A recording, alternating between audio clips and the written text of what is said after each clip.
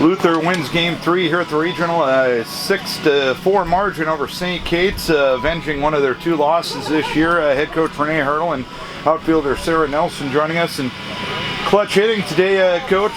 Sarah Nelson providing one of those big hits for you. 5 of your 6 runs came with 2 outs today. Talk about that aspect of the game. Obviously, it was pretty important today.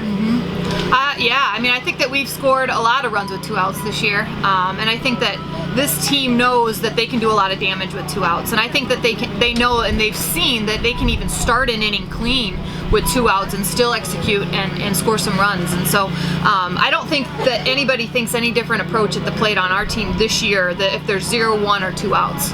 And Sarah, you were involved in 5 of the 6 runs today. You scored 2 yourself and had that big 3-run double in the 4th inning. You've been on base every time you've been up here at the regional. What's making it work for you here in these 2 games?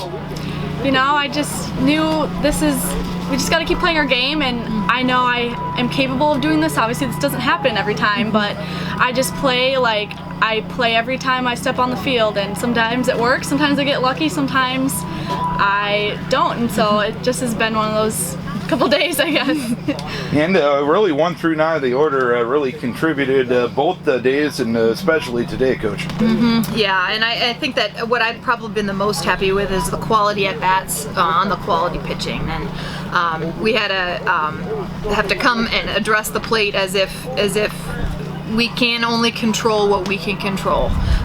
You know, so because every time the umpire is going to be different, every time the pitching is going to be different, and so we just have to be prepared and prepare ourselves. And Sarah, I know this was one of the 2 teams that has beaten you this year, and you can't control who you play at this time of year, but at the same time, had to be a little bit.